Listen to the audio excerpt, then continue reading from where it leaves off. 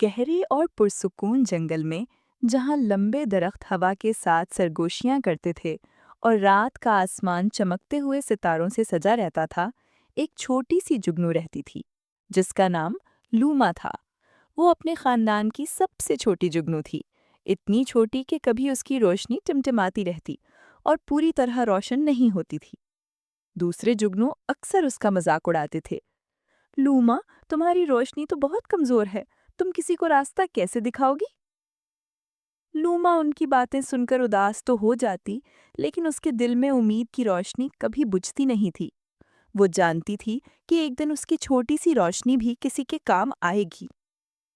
एक गर्म और खामोश रात को अचानक जंगल में भागते हुए कदमों की आवाज गूंजने लगी। एक नन्हा सा च्योंटा, जिसका नाम पीको था, घबराया हुआ दाएं बाएं दौड़ रहा था। वो खाना तलाश करते हुए अपने कबीले से बिछड़ गया था और अब घर का रास्ता नहीं ढूंढ पा रहा था।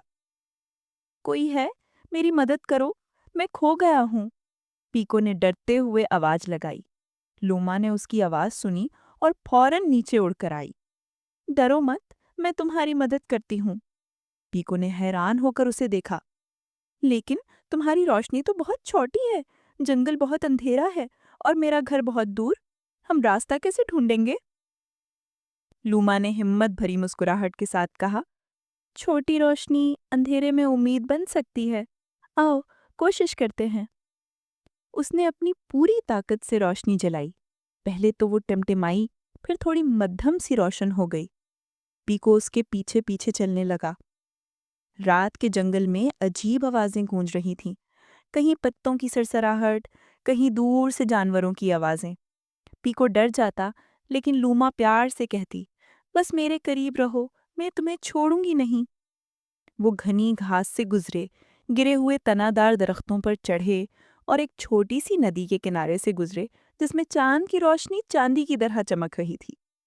रास्ता मुश्किल था, मगर लूमा की हिम्मत उसकी रोशनी से भी ज्यादा मजबूत थी। जब पीको की उम्मीदें खत्म होने लगीं, तो लूमा ने जमीन पर कुछ छोटे छोटे निशानात देखे। ये तो चींटियों के पैरों के निशान लगते हैं।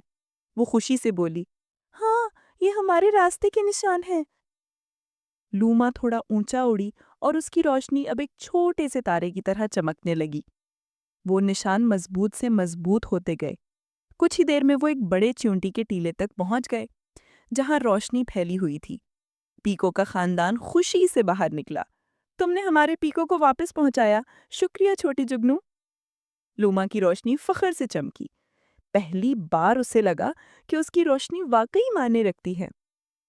जब वो वापस अपने जुगनू खानदान के पास पहुंची, तो सब हैरत से उसे देखने लगे। तुमने इतनी दूर किसी को रास्ता दिखाया, अपनी छोटी सी रोशनी से?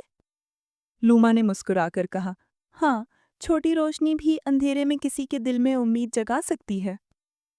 उस दिन के बाद कोई भी लूमा का मजाक नहीं उड़ाता था। जंगल में जो भी खो जाता या डर जाता, लूमा सबसे पहले मदद के लिए आगे बढ़ती, अपनी छोटी मगर बहादुर रोशनी के साथ। छोटी सी रोशनी भी अंधेरे में बड़ी उम्मीद बन सकती है।